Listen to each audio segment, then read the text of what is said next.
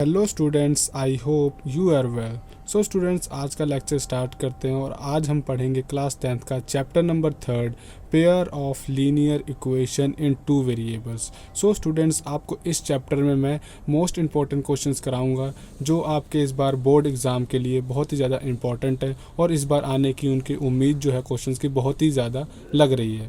ठीक है, तो स्टूडेंट्स मैं आपको बता दूं कि इस चैप्टर से कितने मार्क्स का क्वेश्चन आएगा, कितने मार्क्स का मतलब पेपर आ सकता है इस चैप्टर में से।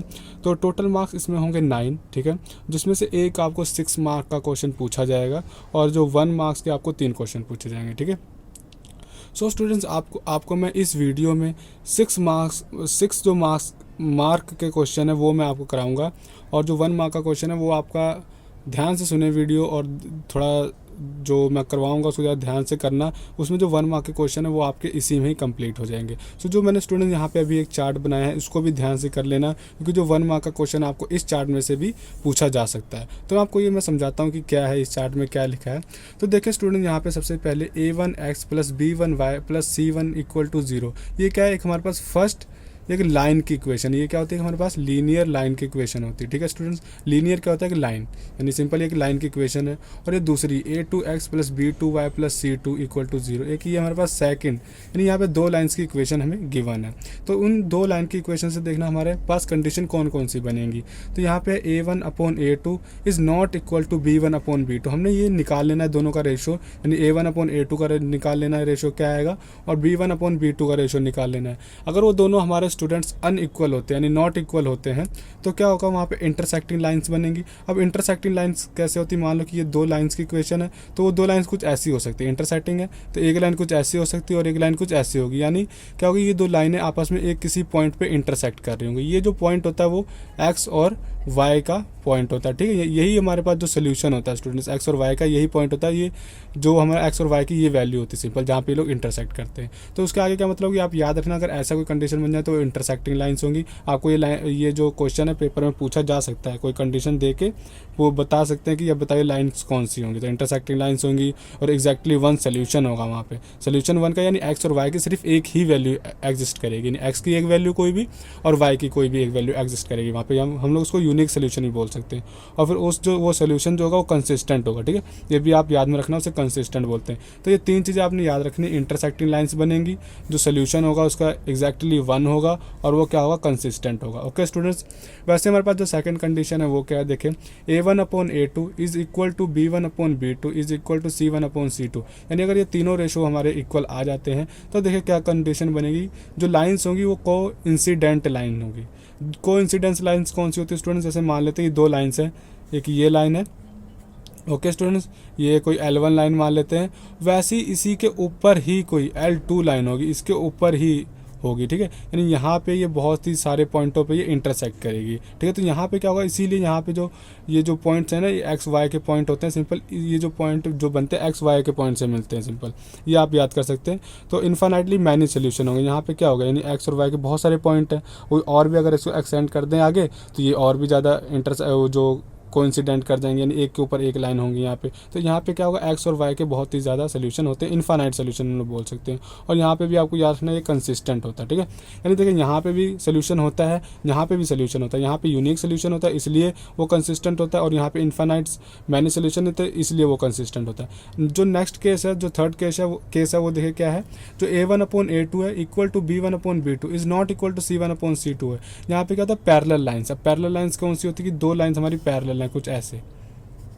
ये क्या है हमारे पास, पैरेलल लाइन। आप रेल की पटरियां मान सकते हो क्या होगी थी, वो आपस में पैरेलल होती है। L1 लाइन है, ये L2 लाइन है, जो हमने इसके ऊपर लाइन ये ड्रॉ करी है वो L2 होगी। ओके स्टूडेंट्स, तो यहाँ पे क्या होता है, मैनी सोल्यूशन होते हैं।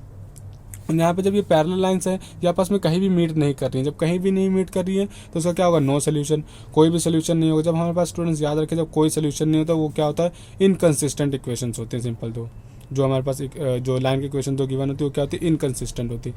यहाँ पे हमारे पास 1 सोल्यूशन तो वो कंसिस्टेंट होती है, और जो यहाँ पे हमारे पास इनफाइनाइट मैनी सोल्यूशन वहाँ पे भी कंसिस्टेंट होती है। जहाँ पे कोई सोल्यूशन नहीं वहाँ पे क्या होती है, इनकंसिस्टेंट होती है। तो आपको ये कंडीशन ध्यान में रखनी है, कहाँ पे कंसिस्टेंट होती है, कहाँ पे इनकंसिस्टेंट होती है, और कहाँ पे 1 सोल्यूशन होता है, कहाँ पे मैनी सोल्यूशन होता है, और कहाँ पे कोई सोल्यूशन नहीं होता। तो आपको ये बातें ध्यान में रखनी है। आपको ये 1 मार्क्स का क्वेश्चन भी पूछा जा सकता है, और इसी का यूज़ हम लोग करेंगे जब हम लोग 6 मार्क का क्वेश्चन करेंगे। ठीक है। ठीक है, देखिए फर्स्ट क्वेश्चन क्या है, check whether the pair of equation x plus 3y this is equal to 6 and 2x minus 3y this is equal to 12। ये हमारे पास दो इक्वेशंस गिवन है। ठीक है, इसको हमें चेक करना है कि ये कंसिस्टेंट है या फिर इनकंसिस्टेंट है, इज कंसिस्टेंट और inconsistent. If it is consistent, अगर ये कंसिस्टेंट है then what will be its solution and find that solution. तो कह रहा है कि अगर ये इक्वेशंस हमारी जो हैं दो, ये अगर कंसिस्टेंट है तो इसका सोल्यूशन फाइंड करो, और सिंपल अगर कंसिस्टेंट है तो इसका हमने सोल्यूशन फाइंड करना है। तो सोल्यूशन स्टार्ट करते हैं इसका। तो हमारे पास गिवन पेयर ऑफ इक्वेशन लिख लेते हैं। सबसे पहले गिवन क्या है, गिवन पेयर ऑफ इक्वेशंस क्या में गिवन है, x plus 3y this is equal to 6, और ये दूसरी हमें गिवन है x minus 3y this is equal to 12। So students हमने यहाँ पे क्या कंसिस्टेंट और इनकंसिस्टेंट फाइंड करना है। तो स्टूडेंट्स आप अपने पीछे वाली जो मैंने आपको एक टेबल बनवाया था जिसमें आपको याद करवाया था मैंने, कंसिस्टेंट है कि इनकंसिस्टेंट है, सोल्यूशन कौन सा है और कौन सी लाइन्स है, तो वो आप अपना पेज खोल लें और वहाँ पे देखें क्या करना है। सबसे पहले ये जो हमारे पास जो इक्वल टू 6 लिखा हो इसको हम लोग इक्वल टू के लेफ्ट हैंड साइड ले आएंगे। तो ये क्या हो जाएगा हमारे पास, x प्लस 3y ये minus 6 this is equal to 0, इसको हम लोग फर्स्ट इक्वेशन का नाम दे सकते हैं। और ये हमारे पास सेकंड बन जाएगी 2x माइनस 3y, और ये हो जाएगा minus 12 this is equal to 0। ये हमारे पास क्या हो जाएगा, सेकंड इक्वेशन हो जाएगी। ओके, अब हमने क्या चेक करना होता है, a1 upon a2 b1 upon b2 c1 upon c2 निकालना है। ठीक है, तो सबसे पहले बता दूं आपको a1 क्या है। हेयर a1 क्या होगा, ये x का कोफिशिएंट a1 होता है, a1 1 होगा, x का कोफिशिएंट 1 है ना। तो b1 क्या होगा, y का कोफिशिएंट 3, और c1 क्या होता है, कांस्टेंट हमारे पास माइनस 6। तो ये पहली इक्वेशन का हमने लिख लिया। अब वैसे ही सिमिलरली सेकंड इक्वेशन का भी हमने लिख लेना है। तो ये a2 क्या हो जाएगा हमारे पास 2, और b2 क्या हो जाएगा हमारे पास माइनस 3, और c2 क्या हो जाएगा माइनस का 12। ओके स्टूडेंट्स, ये हमने लिख लिया है। अब हमने क्या चेक करना होता है, a1 अपॉन a2 ये अब हमने निकालना। तो a1 क्या है हमारे पास 1, और a2 क्या है 2, तो 1 अपॉन 2 आ गया। अब लोग b1 अपॉन b2 निकालेंगे। तो b1 क्या है हमारे पास 3, और b2 क्या है वो माइनस 3। अगर इसको कट करेंगे तो 3 1 सा 3, ये 1 पे कट जाएगा, तो ये हमारे पास क्या आ जाएगा माइनस का 1। और वैसे हमने c1 अपॉन c2 निकालना है, c1 अपॉन c2, तो c1 क्या है माइनस 6, और c2 क्या है माइनस का 12। तो माइनस से माइनस कट जाएगा, 6 1 जा 6, 6 2 जा 12, तो हमारे पास क्या आ जाएगा 1 अपॉन 2। सो स्टूडेंट्स हमने यहाँ पे a1 upon a2 b1 upon b2 c1 upon c2 निकाल लिया। अब हम लोग देखते हैं a1 अपॉन a2 और b1 अपॉन b2 ये इक्वल है कि नहीं। तो यहाँ पे लिखते हैं हेयर, या फिर देयरफॉर लिख लो, इसको कट कर देयरफॉर a1 अपॉन a2 ये 1 अपॉन 2 है, ये किसके नॉट इक्वल टू है b1 अपॉन b2 के। अगर ये हमारे पास कंडीशन बन जाती तो हमने आगे वाली कोई कंडीशन चेक करने की ज़रूरत नहीं है। इसको बॉक्स में बंद कर दो और लिख लो यहाँ पे गिवन पेयर ऑफ इक्वेशन। तो लिख सकते हैं कि हेयर, यहाँ पे लिख लो हेयर, इसके नीचे ही लिखना है स्टूडेंट्स, मेरे पास जगह नहीं इसलिए मैं यहाँ आगे लिख रहा हूँ। तो हेयर यहाँ पे हमने क्या लिखना है, हेयर कि given pair of equation are, given pair of equations are consistent. ये कंसिस्टेंट क्यों होंगे, क्योंकि इसका जो सोल्यूशन है सिर्फ वो एक ही है। ठीक है स्टूडेंट्स, ये हो गया हमारे पास, ये कंसिस्टेंट हो गया। तो अब हमने क्या करना है, आगे क्वेश्चन में बोला था हमारे तक यहाँ तक जो क्वेश्चन है वो हमारा कंप्लीट हो गया। इन लोगों ने आगे क्या बोला, if it is consistent then what will be its solution. कहता है इसका सोल्यूशन क्या होगा अगर ये कंसिस्टेंट है, तो इसका हमने सोल्यूशन फाइंड करना है। तो नाउ स्टूडेंट्स अब सोल्यूशन हम लोग कैसे फाइंड कर सकते हैं। अब हमारे पास स्टूडेंट्स 3 मेथड यहाँ पे हमें करवाए गए हैं क्लास 10th में आपके सिलेबस में। एक ग्राफिकली मेथड है, और एक एलिमिनेशन मेथड है, और एक सब्स्टिट्यूशन मेथड है। तो स्टूडेंट्स मैं आपको एलिमिनेशन मेथड सिखाऊंगा कि वो थोड़ा ईजी होता है, तो उसी के थ्रू हम लोग सॉल्व करेंगे। तो एलिमिनेशन मेथड, तो देखिए एलिमिनेशन मेथड में क्या होता है स्टूडेंट्स, जो हमारे पास x और y का किसी भी, यानी ये हमारे पास पहली इक्वेशन है, ये हमारे पास दूसरी इक्वेशन, तो किसी भी हमने जो कोफिशिएंट होता है ना, चाहे x का कोफिशिएंट दोनों का सेम कर लो, चाहे y का कोफिशिएंट दोनों का सेम कर लो। ठीक है, तो अब यहाँ पे हमें देखें क्या है फर्स्ट और सेकंड इक्वेशन में, अगर हमारे पास दोनों का कोफिशिएंट सेम नहीं होता है, एक्स या वाई का किसी का भी, तो हम लोग उसको सेम कर लेते हैं। अब यहाँ पे क्या है, देखिए वाई का जो है ना जो कोफिशिएंट, देखो वाई का कोफिशिएंट यहाँ पे 3 है, और ये 2 मिनट जो साइन है वो आप भूल सकते हो। तो वाई का कोफिशिएंट यहाँ 3 है और वाई का कोफिशिएंट यहाँ पे 3 है। तो जब हमारे पास ऐसे बन जाए ना 3 3 या फिर 2 2 या 5 5, तो जब हमारा कोफिशिएंट सेम हो जाता है ना, तब हम लोग क्या करते हैं, सिंपल फ्रॉम 1 and 2 लिखते हैं, एलिमिनेशन मेथड। तो दोनों को ऐड कर देंगे सिंपल, या फिर ऐसे भी ना करो, यहाँ पे लिख दो फ्रॉम 1 and 2, बस from 1 and 2 we get, from 1 and 2 पहले और दूसरे को हम लोग सॉल्व करेंगे सिंपल, और यहाँ पे हम लोग जो आंसर आएगा हमारा निकालेगा। तो दोनों को हमने ऐड कर देना सिंपल। कैसे ऐड किया जाता है, x plus 3y minus 6 equal to 0, ऐसे लिख लो फर्स्ट को, और सेकंड को कैसे लिख सकते हैं, 2x minus 3y minus 12 this is equal to 0। दोनों को ऐसे लिख लिया हमने। अब इन दोनों को सिंपल हमने ऐड कर देना है, ठीक है। तो यहाँ पे हमने क्या ऐड कर देना है, तो ये क्या हो जाएगा, देखिए 2x और x 3x बन जाएगा हमारे पास, ठीक है। ये प्लस का 3y माइनस का 3y आपस में कैंसिल हो जाएगा, ठीक है। और ये क्या हो जाएगा हमारे पास, माइनस का 12 और माइनस का 6, देखें माइनस 12 और माइनस 6, ये कितना हो जाएगा, माइनस माइनस प्लस होता है, साइन में कौन सा लगेगा, माइनस का, तो माइनस 18 हो जाएगा। तो यहाँ पे ले लेंगे minus 18, this is equal to, ये 0 है तो ये हमारे पास 0 रहेगा।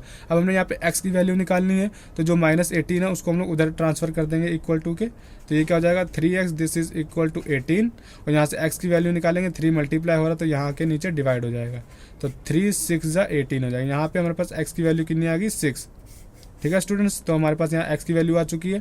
अब हमें y की वैल्यू निकालनी होती है, तो y की वैल्यू कैसे निकालेंगे, यहाँ पे हमारे पास कोई भी जो पहली और सेकंड इक्वेशन है, हम किसी में भी x की वैल्यू पुट कर देंगे तो हमारे पास y की वैल्यू आ जाएगी। तो यहाँ पे लिख देते हैं put x this is equal to 6 in equation 1। Equation 1 में हम लोग पुट कर देते हैं। आपकी मर्जी है स्टूडेंट्स, आप इक्वेशन सेकंड में भी पुट कर सकते हो, पर मैं वहाँ यहाँ 1 पे पुट कर रहा हूँ। तो क्या देखे आएगा, x है हमारे पास, तो x हम यहाँ 6 पुट कर लेंगे, प्लस 3y, और ये हो जाएगा माइनस का 6 इक्वल टू 0।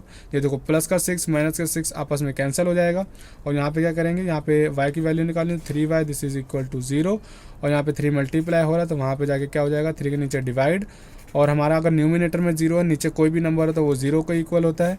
तो यहाँ पे आ गया हमारे पास x और y दोनों की वैल्यू, तो हैंस लिख सकते हैं, हैंस सोल्यूशन हमारा लिख सकते हैं, hence x this is equal to 0 and x this is equal to 6 and y this is equal to 0। ये हमारे पास क्या आ गया, required solution. So I hope students आपको जो ये फर्स्ट क्वेश्चन है वो समझ में आ गया होगा। तो स्टूडेंट्स आप इतना कॉपी करें, फिर करते हैं सेकंड क्वेश्चन। सेकंड क्वेश्चन क्या है, check whether the pair of equation 2x plus y minus 6 this is equal to 0 and 4x minus 2y minus 4 this is equal to 0 is consistent. तो हमने चेक करना है ये जो हमारे पास पेयर ऑफ इक्वेशन गिवन है ये कंसिस्टेंट है, तो ये हमने चेक करना है कंसिस्टेंट है कि इनकंसिस्टेंट है। इट सो अगर वो है तो सॉल्व इट, उसको हमने सॉल्व करना है, ठीक है स्टूडेंट्स। अगर वो कंसिस्टेंट है तो उसको हमने सॉल्व करना है। तो सोल्यूशन स्टार्ट करते हैं। गिवन इक्वेशन लिख लेते हैं यहाँ पे, गिवन इक्वेशंस, हमें इक्वेशन क्या गिवन है स्टूडेंट्स, यहाँ पे लिख लेते हैं 2x plus y minus 6 equal to 0, इसको हम लोग फर्स्ट इक्वेशन का नाम दे देते हैं। और सेकंड है हमारे पास 4x minus 2y minus 4 this is equal to 0, ये हमारे पास सेकंड इक्वेशन है। ओके, अब हमने क्या चेक करना है, कंसिस्टेंट है कि इनकंसिस्टेंट है। तो इसके लिए हम लोग क्या निकालेंगे, a1 upon a2, b1 upon b2 और c1 अपॉन c2। तो यहाँ पे हमारे पास देखिए क्या है, तो हेयर या फिर यहाँ पे लिख सकते हैं a1 हमारे पास क्या है 2 और b1 क्या है हमारे पास 1। अब a1 क्या होता है x का कोफिशिएंट और b1 क्या होता है y का कोफिशिएंट। वैसे c1 क्या होगा हमारे पास कांस्टेंट टर्म यानी -6। सिमिलर वैसे ही कर लेंगे a2 हमारे पास सेकंड इक्वेशन का चेक करेंगे तो a2 क्या है x का कोफिशिएंट 4 और b2 क्या है y का कोफिशिएंट -2 और c का कोफिशिएंट यानी c हमारा क्या होता है c2 क्या होगा कांस्टेंट, तो ये हमारे पास हो जाएगा -4। तो ये हमारे पास आ गया है। तो लिखेंगे नाउ, अब ये सब निकालने के बाद हम लोग इनका रेशियो निकालेंगे a1 upon a2 this is equal to 2 upon 4, यानी इसको अगर कटिंग कर दें 2 1 ज़ा 2 2 2 ज़ा 4, ये कट जाएगा हमारे पास। वैसे हम लोग निकालेंगे b1 upon b2 this is equal to 1 upon -2 आ रहा है स्टूडेंट्स ये। एंड वैसे हम लोग c1 अपॉन c2 निकालेंगे तो c1 क्या है हमारे पास -6 और c2 क्या है -4, तो माइनस से माइनस कट जाएगा और इसको अगर हम लोग 2 पे कट करेंगे 2 3 ज़ा 6 और 2 2 ज़ा 4, तो ये हमारे पास क्या जाएगा 3 अपॉन 2।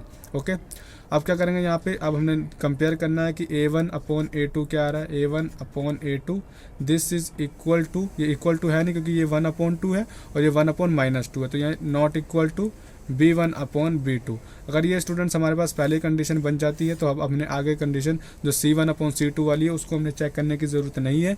तो यहीं पे लिख लेते हैं कि हेयर गिवन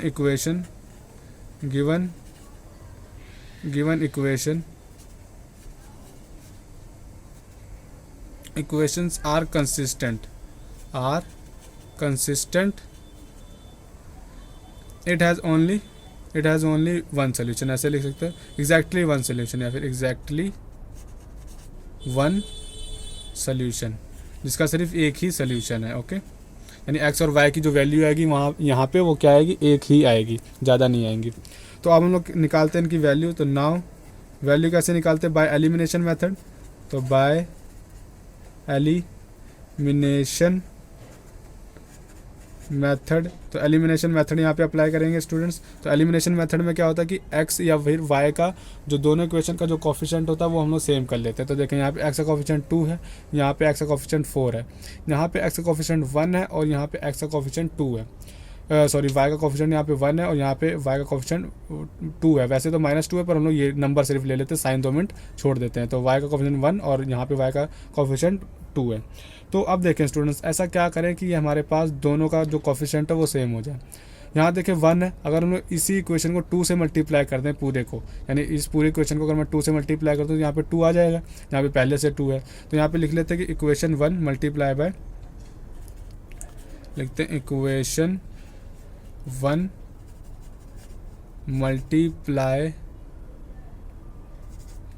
मल्टीप्लाई बाय किससे हम लोग मल्टीप्लाई करेंगे, 2 से हम लोग मल्टीप्लाई करेंगे इक्वेशन 1 को। तो देखिए क्या आएगी वो हमारे पास इक्वेशन। सो देयरफॉर ये हमारे पास, अगर उसको हम लोग 2 से मल्टीप्लाई कर दें यहाँ पे कि 2 2 4x हो जाएगा ये, यानी इसको हम लोग पूरे क्या कर रहे हैं, 2 से मल्टीप्लाई कर रहे हैं। तो 2 2 4x प्लस 2y और -6 2 12, दिस इज इक्वल टू, अगर 0 को 2 से मल्टीप्लाई करेंगे तो वो 0 ही आएगा। तो ये आ जाएगी इक्वेशन नंबर हमारे पास 3rd। तो फ्रॉम 2 और 3rd हम लोग सॉल्व करेंगे, ठीक है।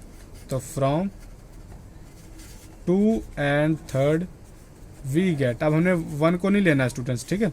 1 को तो हमने ये 2 से मल्टीप्लाई करके ये इक्वेशन बना ली है, ठीक है। तो हम लोग क्या करें, 2 और 3rd को सॉल्व करेंगे। तो यहाँ पे क्या हो जाएगा हमारे पास 4x -2y और माइनस का 4, दिस इज इक्वल टू 0। और यहाँ पे क्या हो जाएगा 4x, तीसरी क्या है 4x प्लस 2y और माइनस का 12, दिस इज इक्वल टू 0। तो इसको हम लोग ऐसे सॉल्व कर लेंगे। तो 4x प्लस में 4x तो हो जाएगा हमारे पास 8x और ये माइनस का 2y और ये प्लस का 2y, तो ये आपस में हो जाएगा कट।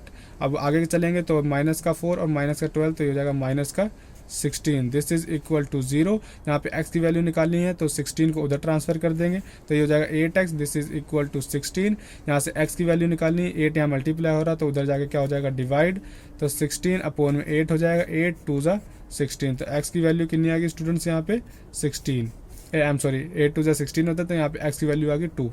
अब क्या करना है, x की वैल्यू को पुट करना है 1 में। अब देखिए हमने 1 को मल्टीप्लाई करके ये इक्वेशन बना ली थी, तो हम लोग इसमें नहीं पुट करेंगे, ईजी हो जाएगा हमारे लिए अगर हम लोग 1 में पुट कर दें तो, ठीक है। तो पुट कर देते हैं, put x this is equal to 2 in equation 1। अगर इक्वेशन 1 में हम लोग x की वैल्यू 2 पुट करते हैं तो देखें y क्या आएगा, तो हो जाएगा 2 और यहाँ पे x की जगह पे हमने 2 पुट कर दिया प्लस में y और ये माइनस का 6, this is equal to 0। 2 2 4 plus में y, ये माइनस का 6, दिस इज इक्वल टू 0। ये हम लोग अगर 4 और 6 को सॉल्व करें तो 4 - 6 कितना हो जाएगा, माइनस का 2 प्लस का y, this is equal to 0। यहाँ पे y की वैल्यू निकालेंगे तो माइनस का 2 जब उधर ट्रांसफर करेंगे तो ये प्लस का 2 हो जाएगा। तो यहाँ पे x और y की दोनों की वैल्यू आ चुकी है, x की वैल्यू 2 है और y की वैल्यू भी 2 है। तो हैंस लिख सकते हैं x this is equal to 2 and y this is equal to 2।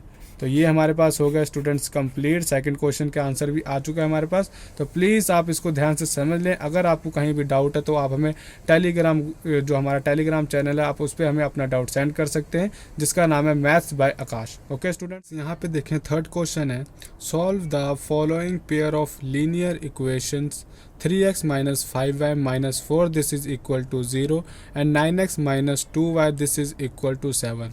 So students, यहाँ पे हमने कंसिस्टेंट और इनकंसिस्टेंट नहीं चेक करना है, यहाँ पे सिंपल हमने इसको सॉल्व कर देना है। ठीक है, तो देखिए इसको सॉल्व करने के लिए यहाँ पे लिख लेते हैं given equation, given pair of equations, ठीक है स्टूडेंट्स, वो हमने यहाँ पे लिख लिया। तो हमें क्या क्या गिवन है यहाँ पे लिख लेते हैं। First equation 3x minus 5y और माइनस में 4 दिस इज इक्वल टू 0, ये हमारे पास फर्स्ट इक्वेशन है, हम लोग इसको लेट कर लेते हैं। और दूसरी क्या गिवन है 9x माइनस में 2y, ये इक्वल टू के उस साइड है तो इसको हम लोग इक्वल टू के इस साइड ले आते हैं, तो ये हो जाएगा माइनस का 7 दिस इज इक्वल टू 0। ये हमारे पास क्या होगी स्टूडेंट, सेकंड इक्वेशन होगी। ठीक है, तो हमने यहाँ पे लिख ली फर्स्ट इक्वेशन और सेकंड इक्वेशन। तो हम लोग लिखते हैं बाय एलिमिनेशन मेथड, एलिमिनेशन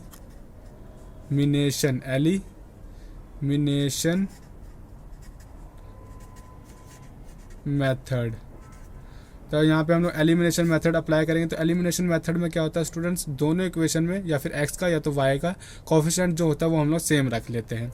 तो यहाँ पे देखिए क्या है, यहाँ पे x का कोफिशिएंट 3 है, यहाँ पे x का कोफिशिएंट 9 है, यहाँ पे y का कोफिशिएंट -5 है और यहाँ पे y का कोफिशिएंट जो है वो -2 है। तो यहाँ पे देखिए कुछ भी तरीके से सेम नहीं है। तो अगर स्टूडेंट्स ऐसी कंडीशन बन जाए तो देखिए क्या करना कि हमारे पास जब सेम ना मिले तब हमने क्या करना होता है। तो हमने देखे क्या होता है, हमने सिंपल x का कोफिशिएंट उस टाइम हमने सेम करना होता है। तो देखिए x का कोफिशिएंट यहाँ पे 9 है और यहाँ पे x का कोफिशिएंट 3 है। तो क्या करो, इसका दोनों का उल्टा मल्टीप्लाई कर दो। यानी यहाँ देखो जो फर्स्ट इक्वेशन है x का कोफिशिएंट 3 है, तो इसको सेकंड इक्वेशन के साथ 3 के साथ मल्टीप्लाई कर दो। ठीक है, वैसे देखो सेकंड इक्वेशन क्या है, x का कोफिशिएंट 9 है, तो क्या करो फर्स्ट इक्वेशन को 9 के साथ मल्टीप्लाई कर दो। इसका हमेशा आपको उल्टा कर लेना है, बस उल्टे जो फर्स्ट इक्वेशन x का कोफिशिएंट 3 है तो सेकंड इक्वेशन के साथ हमने 3 मल्टीप्लाई कर दिया। सेकंड इक्वेशन में x का कोफिशिएंट 9 है तो हमने फर्स्ट इक्वेशन को 9 के साथ मल्टीप्लाई कर दिया। जस्ट इट, बस इतना ही करना होता है और कुछ नहीं। ठीक है, तो जब ये हो जाएगा तो हम लोग देखें क्या आएगा।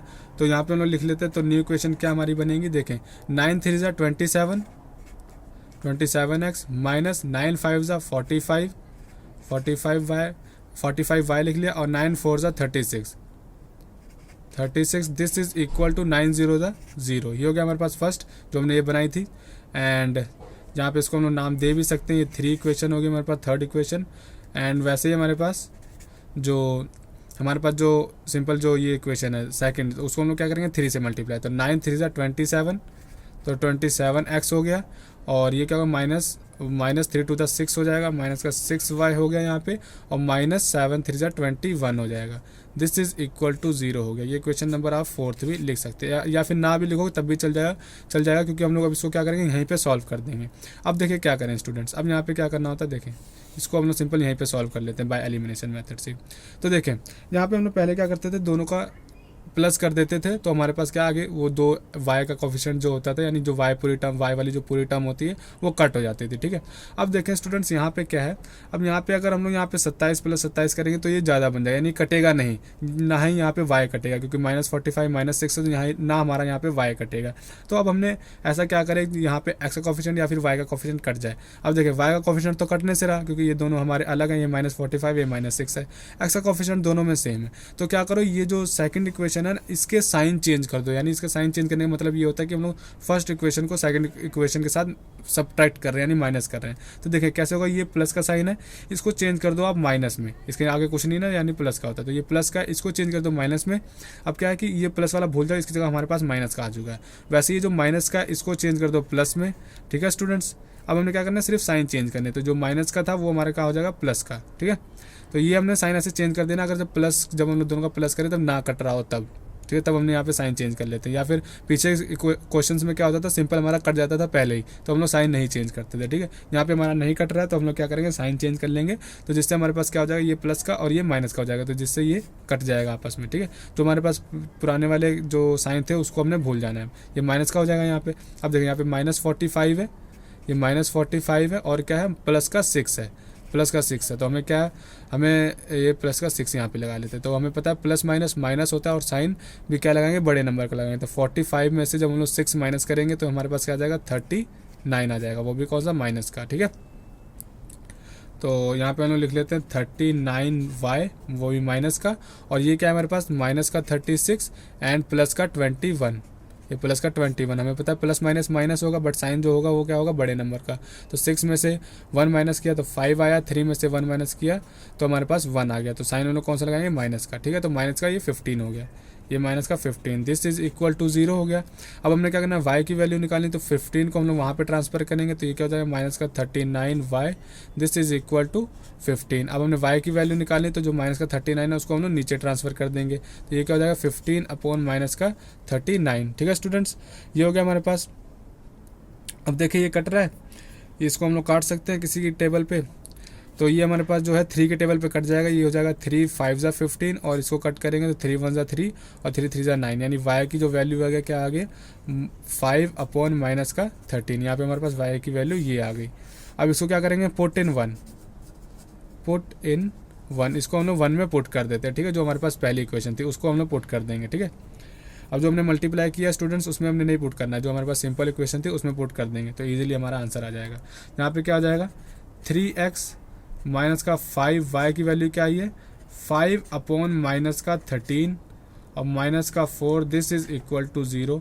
अब हम लोग क्या कर लेते हैं, इसको मल्टीप्लाई कर लेते हैं, 3x माइनस 5 मल्टीप्लाई माइनस 5, तो I am sorry minus 5 multiply 5, तो 5 5 ज़ा 25 अपॉन में, और यहाँ पे क्या है हमारे पास, सिंपल ये माइनस का, तो ये जो माइनस माइनस है ना स्टूडेंट्स, ये कट जाता है, तो ये हमारे पास यहाँ पे प्लस का ही बन जाएगा, और 13 1 ज़ा 13 हो जाएगा। ठीक है, क्योंकि ये दो साइन हमारे पास माइनस के हैं, तो ये क्या होता है, सिंपल माइनस प्लस का हो जाएगा, तो -4, this is equal to 0।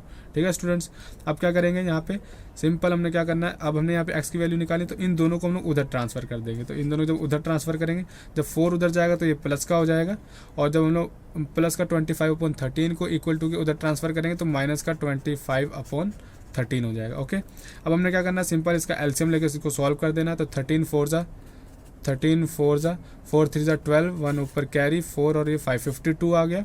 Simple 13 और 1 का एलसीएम हमारे पास 13 होता है। 1 के टेबल पे 13 जो आएगा, यहाँ पे जो हमारे पास डिनोमिनेटर में होता है उसका हम लोग स्टूडेंट्स एलसीएम ले लेते हैं। तो 1 और 13 का जब हम एलसीएम लेंगे तो वो 13 ही आएगा। 1 के टेबल पे 13 कहाँ पे आता है, 13 पे आएगा। तो 13 को जब हम लोग 4 से मल्टीप्लाई करेंगे तो हमारे पास 52 हो जाएगा। माइनस में 13 के टेबल पर 13 1 पे आता है, तो 1 को जब 25 से मल्टीप्लाई करेंगे तो 25 आ जाएगा। अगर स्टूडेंट्स आपको ऐसे नहीं समझ में आ रहा है तो मैं क्या कर रहा हूँ, तो सिंपल क्या करो, इसका क्रॉस मल्टीप्लाई कर लो। 13 4 ज़ा 52, यहाँ माइनस का साइन है तो माइनस का लगा दिया, और 45 1 ज़ा 45, इसको आप ऐसे भी कर सकते हैं।